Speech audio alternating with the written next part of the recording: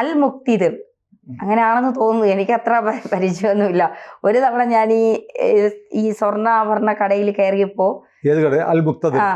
ഈ അൽ മുക്തിദിർ തിരുവനന്തപുരത്ത് ഈസ്റ്റ് ഫോർട്ടില്. അപ്പോ ഞാനും എൻ്റെ അമ്മയും കൂടെയാണ് പോകുന്നത്. എനിക്കൊരു കൊലുസ് വാങ്ങാനാണ് പോകുന്നത്. അപ്പോ അവിടെ ഇവിടെ പണിക്കൂലി ഇല്ല എന്നൊക്കെ പറഞ്ഞിട്ടാണ് ഇവർ പരസ്യമൊക്കെ. അത് കണ്ടിട്ട് ഞാനാണ് അമ്മയെ നിർബന്ധിക്കുന്നത്. അതിൻ്റെ അകത്ത് കയറിയപ്പോ തന്നെ എൻ്റെ അമ്മയ്ക്ക് എന്തോ നെഗറ്റീവ് എന്തോ ആണെന്ന് അറിഞ്ഞില്ല. പപ്പ തന്നെ പറഞ്ഞു നമുക്ക് ഇവിടെ നിന്ന് പോവാം, ഇവിടെ ഭയങ്കര തിരക്കായിരുന്നു. ഭയങ്കര തിരക്കെന്ന് വെച്ചാൽ നമ്മള് ഈ തിരുവനന്തപുരത്ത് വരും ചാലക്കകത്ത് കയറിയതുപോലെ എന്ന് പറയാം. അത്ര തിരക്കായിരുന്നു ആ ജ്വല്ലറിക്കകത്ത്. പക്ഷെ എന്നിട്ട് അമ്മയുടെ അടുത്ത് പറഞ്ഞപ്പോൾ അമ്മ എന്നോട് പറഞ്ഞു നമുക്ക് ഇവിടെ നിന്ന് വാങ്ങണ്ട, നമുക്ക് പോകാന്ന് പറഞ്ഞിട്ട് ഇറങ്ങി. പിന്നെ ഇതിനെക്കുറിച്ച് കേട്ടിട്ടേ ഇല്ല. പക്ഷെ പരസ്യങ്ങളിൽ കണ്ടിട്ടുണ്ട് പണിക്കൂലി ഇല്ല എന്നൊക്കെ പറഞ്ഞിട്ട്. ഇപ്പൊ ഇതിന്റെ ഓണർ 2000 കോടിയും കൊണ്ട് മുങ്ങിയത് ഒരു ചാനലിലും ചർച്ച കേൾക്കാണ്ടില്ല ഈ മുങ്ങിയതിനെ കുറിച്ച്. അൽ മുക്തദിർ ജ്വല്ലറി ഈ കേരളത്തിലൊരു വലിയ വിപ്ലവം സൃഷ്ടിച്ചെന്ന് പറഞ്ഞാൽ ഇപ്പോൾ ഈ ധന്യ പറഞ്ഞ പോലെ ഈ പറയാൻ പറ്റുകയല്ലാത്തൊരു അൽ മുക്തദിർ എന്നൊക്കെ പറഞ്ഞിട്ട് ഈ ജ്വല്ലറി ഇപ്പോൾ മുങ്ങി 2000 കോടി 3000 കോടി രൂപയായിട്ട് മുങ്ങി എന്നാണ് പറയുന്നത്. ഇപ്പോൾ എൻ്റെ ഒരു സുഹൃത്ത് ഭാസ്കരൻ നായർ അജയനുണ്ട്. അദ്ദേഹം സോഷ്യൽ മീഡിയയിലൊക്കെ എഴുതുന്ന ആളാണ്. അദ്ദേഹം ഇന്നലെ തിരുവനന്തപുരത്ത് പഴവങ്ങാടിയിലുള്ള അൽ മുക്തദിർ ജ്വല്ലറിയുടെ ഒരു ഫോട്ടോ അയച്ചു തന്നു. ഭയങ്കര ജനമാണ്, ഇപ്പോഴും ഭയങ്കര ജനമാണ്. പക്ഷേ ഷട്ടറിൻ്റെ പുറത്താണ് ജനം. അന്ന് ഷട്ടറിനകത്തായിരുന്നു. അവിടെ ആളൊക്കെ ഇടിച്ച് കയറി കടയ്ക്ക ഷട്ടർ തുറന്ന് അകത്തൊക്കെ കയറുന്നു. അവിടെ ഭയങ്കര ബഹളം. ഞങ്ങളുടെ കാശ് തടാം എന്ന് പറഞ്ഞ് ഭയങ്കര ബഹളം. അപ്പം നമ്മുടെ ഭാസ്കരൻ നായർ അജയൻ അതിനകത്തോട്ട് കയറി എന്താ സംഭവം എന്നൊക്കെ ചോദിച്ചു. അവിടെ പോലീസുകാർ പറഞ്ഞു നമുക്കെന്ത് കാര്യം, അവരുടെ കാര്യമായി. ആരായി? അൽ മുക്തദിർ ജ്വല്ലറി നടത്തുന്ന മുസ്ലിംസ്. അവിടെ ഏറ്റവും കൂടുതൽ പൈസ കൊണ്ട് നിക്ഷേപിച്ചത് മുസ്ലിംസ്. അവരുടെ കാശായി. പക്ഷേ നമ്മളിങ്ങനെ നിസ്സാരമായി തള്ളിക്കളയാൻ പറ്റും. ഇപ്പം നമ്മളിപ്പം ഈ കേരളം ഇപ്പോൾ ചർച്ച ചെയ്ത ഏറ്റവും വലിയ തട്ടിപ്പ് എന്ന് പറഞ്ഞാൽ പാകുതി വില തട്ടിപ്പ് അല്ലേ? ആ പാതി വില തട്ടിപ്പ് എത്ര ദിവസം ചർച്ചയായിരുന്നു. തട്ടിപ്പിനെ കുറിച്ച് ചർച്ച ചെയ്യണം, വാർത്ത ചെയ്യണം. പക്ഷേ എന്തുകൊണ്ടാണ് 2000-ഓ 3000-ഓ കോടി രൂപയുടെ തട്ടിപ്പ് നടത്തി നാട് വിട്ടു എന്ന് പറയുന്ന അൽ മുക്തദിർ ജ്വല്ലറിയെക്കുറിച്ച്? ആ ജ്വല്ലറി അത് മാത്രമല്ല പേരിട്ട, 3-4 വായിക്കൊള്ളാത്ത പേരുകളുണ്ട്. അത് അവരുടെ ചില കഥകൾ ഞാൻ പറഞ്ഞുതരാം. അത്രയും തുകയുമായിട്ട് തട്ടിച്ച് നടത്തി മിക്കവാറും ജ്വല്ലറി എല്ലാം പൂട്ടി. എന്നിട്ടും ഒറ്റ മാധ്യമങ്ങളിൽ ചർച്ചയില്ല, ഒറ്റ മാധ്യമങ്ങളിൽ വാർത്തയില്ല. കാരണം എന്നറിയോ? ഇവർ 300 കോടി രൂപ കേരളത്തിലെ മാധ്യമങ്ങൾക്ക് പരസ്യം കൊടുത്തിട്ടുണ്ടെന്നാണ് പറയുന്നത്. 300 കോടി രൂപ. മനോരമ ഉൾപ്പെടെയുള്ള പത്രങ്ങളിലെല്ലാം 1-ാം പേജിൽ ജാക്കറ്റ് പരസ്യം. അതായത് 1-ാം പേജിൽ ഫുൾ പേജ് പരസ്യം, അതിന് പത്രഭാഷയിൽ ജാക്കറ്റ് പരസ്യം എന്ന് പറഞ്ഞത്. എത്ര തവണ വന്നിരിക്കുന്നു? ഒരു വർഷം മിനിമം ഒരു 10-15 പ്രാവശ്യമൊക്കെ ജാക്കറ്റ് പരസ്യം വന്നിട്ടുണ്ട്. ജാക്കറ്റ് പരസ്യത്തിൻ്റെ റേറ്റ് അറിയാമോ? സാധാരണ നിരക്കിനേക്കാളും 3 ഇരട്ടി 4 ഇരട്ടിയാണ്. അതായത് മലയാള മനോരമ പത്രത്തിൻ്റെ ഒരു ജാക്കറ്റ് പരസ്യത്തിന് മിനിമം 1 കോടി രൂപ വേണം, മിനിമം. അത് കുറഞ്ഞു പോയതേ ഉള്ളൂ. അതുപോലെ ഒരു വർഷം 15-20 ജാക്കറ്റ് പരസ്യങ്ങൾ എല്ലാ പത്രങ്ങൾക്കും ഉണ്ട്. അപ്പോൾ പരസ്യം മാത്രം എത്ര കോടി രൂപ കൊടുത്തിട്ടുണ്ടാവും? 300 കോടി രൂപ. എന്നിട്ട് ചാനലുകളിൽ കൊടുക്കും. ഇതെല്ലാം കൂടെ കാണുമ്പോൾ ആളുകൾ പണിക്കൂലിയാണല്ലോ ഇന്ന് സ്വർണത്തിൻ്റെ വിലയ്ക്ക്. ഇപ്പോൾ സ്വർണത്തിന് ഇന്ന് 60,000 രൂപയാണെങ്കിൽ നമ്മൾ ജ്വല്ലറി പോയാൽ 1 പവൻ്റെ സ്വർണ്ണമാല വാങ്ങിച്ചാൽ 60,000 രൂപ കിട്ടില്ല. ഒരു വളയാണെങ്കിലും 60,000 രൂപ കിട്ടില്ല. കാരണം പണിക്കൂലി കൂടെ ആഡ് ചെയ്യും. പണിക്കൂലി ഇല്ലാതെ കിട്ടുമെന്ന് പറയുമ്പോൾ വലിയ ലാഭം പ്രതീക്ഷിച്ചാണ് ആൾ ഓടുന്നത്. പക്ഷേ ഇവർ തുടക്കത്തിലേ പറഞ്ഞു, ചിലരോട് പറഞ്ഞു നിങ്ങൾ ഹിന്ദുക്കൾക്ക് പറ്റുന്ന സാധനമൊന്നും ഇവിടെ കിട്ടത്തില്ല കേട്ടോ, ഞങ്ങൾ ഹലാലാണ് എന്നൊക്കെ പറഞ്ഞു. എന്ന് പറഞ്ഞാൽ ഞങ്ങൾ ഈ കട തുടങ്ങിയിരിക്കുന്നത് മുസ്ലിങ്ങൾക്ക് വേണ്ടിയാണെന്ന് ഇവർ പരസ്യമായി സംഭവിച്ചിട്ടുണ്ടായിരുന്നു. എന്നിട്ട് തലേക്കെട്ടുകാരൊക്കെയാണ് അവിടെ കച്ചവടം നടത്തിയിരുന്നത്. ഈ തലേക്കെട്ടുകാരെ വിളിച്ച് ഉദ്ഘാടനമൊക്കെ ചെയ്തിട്ടുണ്ട്. എന്നിട്ട് എന്ത് ചെയ്തറിയോ? ഒരു ജ്വല്ലറി തന്നെ 3-4 പ്രാവശ്യം ഉദ്ഘാടനം ചെയ്യും. ഒരു ജ്വല്ലറിക്ക് അൽ മുക്തദാർ എന്ന് ആദ്യം പേരിടും, പിന്നെ അൽ ചേർത്ത് വേറൊരു പേരിടും, പിന്നെ വേറൊരു പേരിടും. അങ്ങനെ 3 തവണ വരെ ഉദ്ഘാടനം ചെയ്ത ബ്രാഞ്ചുകളുണ്ട്. കാണുന്നവരെന്താ ഓർക്കുക? ഇത് ഇഷ്ടം പോലെ തുടങ്ങുകയാണല്ലോ, ഭയങ്കര സംഭവമാണല്ലോ. ഒരേ കട തന്നെയാണ് പിന്നെയും ഉദ്ഘാടിക്കുന്നത്.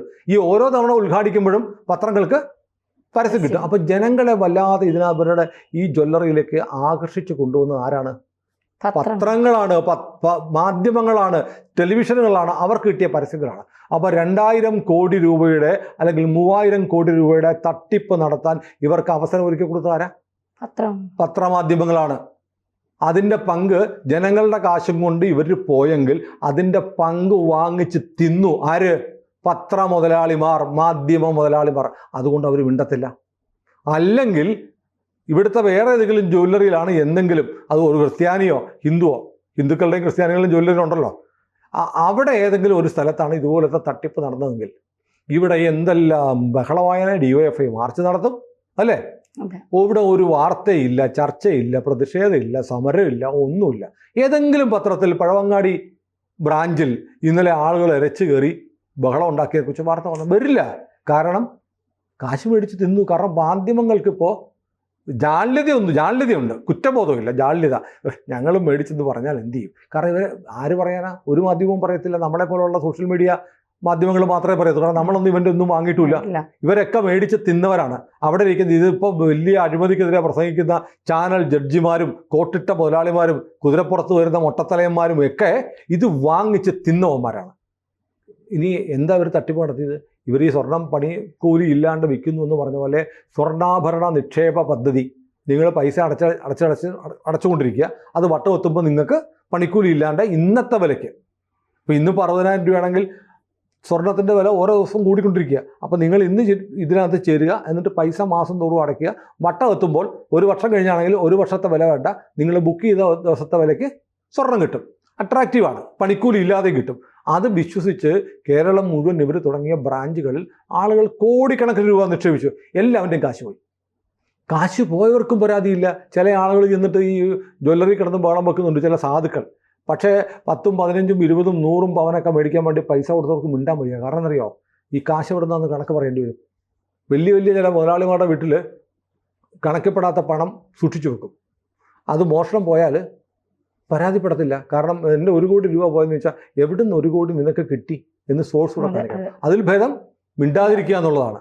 അപ്പോൾ ഇത് മുതലെടുത്താണ് ഓരോ തട്ടിപ്പ് സംഘങ്ങളും കേരളത്തിൽ പ്രവർത്തിക്കുന്നത്. അപ്പോൾ ജ്വല്ലറിയുടെ പേരിൽ ഹലാൽ ജ്വല്ലറി, ഹലാൽ ഫ്ലാറ്റ്, നമ്മുടെ പൃഥ്വിരാജ് ആദ്യമായിട്ട് മോഡൽ ചെയ്ത പരസ്യങ്ങളിലൊന്നാണ് ഹലാൽ ഫ്ലാറ്റ്.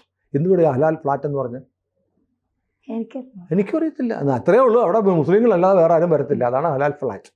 ഹലാൽ എന്നും പറഞ്ഞ് ഒരുമാതിരിപ്പെട്ട എല്ലാ ഹലാൽ സിമൻറ്റ്, ഹലാൽ കമ്പി, കോടതിയിൽ ഉത്തർപ്രദേശ് സർക്കാർ പറഞ്ഞതാണ് ഹലാലായിട്ടുള്ള കമ്പി, ഇരുമ്പ് കമ്പിയെ ഹലാലുണ്ടെന്ന് സർക്കാർ ബോധിപ്പിച്ചതാണ്. എല്ലാം ഹലാൽ വെച്ചിറക്കുകയാണ്. അത് ഹലാലിന് ബദലായിട്ട് ഹിന്ദുക്കളുടെ ഒരു സംഘടന ഒരു പ്രോഡക്റ്റ് ഇറക്കി. അതിനെതിരെ ഇവിടുത്തെ സാംസ്കാരിക പ്രവർത്തകരും ഇടതുപക്ഷക്കാരും ലിബറലുകളും മതേതരവാദികളും ഒക്കെ ഉറഞ്ഞു തുള്ളുന്നുണ്ടായിരുന്നു. പക്ഷെ ഹലാൽ എന്ന് പറഞ്ഞാൽ എല്ലാവർക്കും ഒരു സന്തോഷം. ഹലാൽ മുസ്ലിമിൻ്റെ അല്ലേ, തുപ്പൽ വീണാൽ എന്തൊരു ടേസ്റ്റഡ് എന്ന് പറയുന്ന പോലെയാണ് ഹലാൽ. അപ്പോൾ ഈ ഹലാൽ മതേതരമാണ്. പക്ഷെ എന്തായാലും ഇപ്പോൾ അൽ മുക്തദിർ ജ്വല്ലറിക്കാരൻ 2000 കോടി അല്ലെങ്കിൽ 3000 കോടിയായിട്ട് മുങ്ങിയിട്ടുണ്ട്. ഒരൊറ്റ സ്ഥലത്ത് കേസില്ല. സഖാവ് പിണറായി വിജയൻ്റെ സർക്കാരും പോലീസും അറിഞ്ഞിട്ടില്ല. കാരണം പിന്നെ പണ്ട് ഈ കോൺഗ്രസ്സുകാരോട് കമ്മ്യൂണിസ്റ്റുകാർ ചോദിക്കായിരുന്നു, ഞങ്ങളുടെ പോലീസ് ഞങ്ങളെ തല്ലിയാൽ നിങ്ങൾക്കെന്താ കോൺഗ്രസ്സേ?